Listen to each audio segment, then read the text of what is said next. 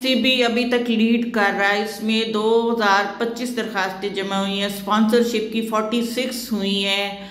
और अस्सलाम वालेकुम, हाजियों के लिए पहली खुशखबरी जो गवर्नमेंट को पहली सक्सेस हुई है हाजियों के लिए, जो वो एफर्ट कर रहे हैं कि एयरलाइन के किराए में $50 की कमी करवाने में कामयाब हो गए हैं। सऊदी एयरलाइन और PIA 35,000 मुसाफिरों को लेके जाएंगे और वापस लेके आएंगे और उसमें $50 की कमी हुई है, यानी 12 से 13,000 तक हाजियों को फ़ायदा हो जाएगा।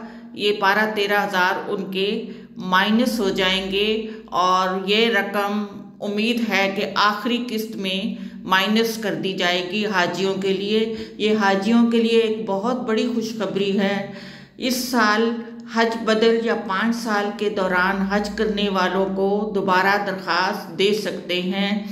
उनको पाबंदी वो ख़त्म कर दी गई है कि जिसने पहले हज किया पिछले साल वो इस साल नहीं कर सकता। ये पाबंदी अब ख़त्म हो गई है और ये सब लोग हज कर सकते हैं।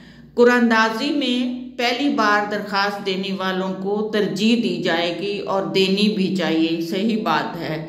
और उसके बाद जो पिछले साल कुरानंदाजी में रह गए थे उनको भी तरजीह दी जाएगी। शायद वो पहली बार हज करने वालों से भी पहले दी जाए, लेकिन जिन्होंने दरख्वास्त दी है दोबारा उनको भी कुरानंदाजी में शामिल किया जाएगा।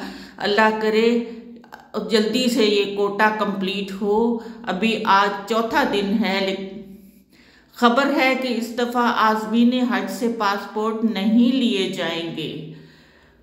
ये खबर है। पहले पासपोर्ट ले लेते होते थे और हाजियों को वो काफ़ी तंगी होती थी, कोई पहुंचा सकता था कोई नहीं पहुंचा सकता था, किसी ने अप्लाई किया होता था और अभी उसको मिलना था। तो पासपोर्ट की फ़ोटो कापी पर ही तस्दीक के बाद वीज़ा जारी कर दिया जाएगा और पासपोर्ट नहीं लिए जाएंगे। ये एक बड़ी सहूलत है। बहुत सी सहूलतें मैं आपको बता रही हूँ, उनमें से ये भी एक सहूलत है, सिवाय उसके केस में कि एम्बेसी की तरफ से पासपोर्ट तलब किया जाए।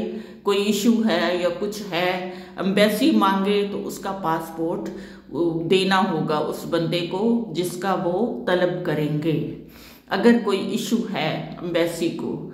और 65 साल से ऊपर वालों के लिए लाजमी है कि वो कोरोना का सर्टिफिकेट की कॉपी साथ लाएं। कोरोना की लेमिनेटेड कार्ड बनवाए हुए हैं, फर्स्ट डोज, सेकंड डोज और बूस्टर डोज 1, बूस्टर डोज 2, उसके लेमिनेटेड कार्ड है तो वो जमा करा दे। जिनके पास नहीं है तो वो ये यकीन दहानी करा दें कि 10 फरवरी तक हम कार्ड जमा करा देंगे, तो वो अप्लाई कर सकते हैं। हुकूमत की तरफ से पहली बार ये सहूलत दी जा रही है कि एक ही ख़ानदान के अफराद अलग कमरा ले सकते हैं। उनकी तादाद 6 होनी चाहिए और शराइत ये हैं कि वो सब महरम हों। और उसके लिए एक इकरार रिश्ते में, यानी महरम से मुराद रिश्ते में बहन भाई, माँ बाप, मियाँ बीवी हों। उसके लिए एक इकरारनामा जमा कराना होगा जिसका फॉर्म बैंक से मिल जाएगा, बैंक वाले दे देते हैं। अलहदा कमरे के लिए कोई अलग चार्जेस नहीं हैं, 6 अफराद को मिल सकता है। लेकिन अगर वो अवेलेबल ना हो तो उस सूरत में उन्हें ये ओके करना होगा कि हमें शराकत में ठहरा दिया जाए। शराकत से मुराद मर्दों का मर्दों के साथ और औरतों को औरतों के साथ ग्रुप में ठहराया जाएगा।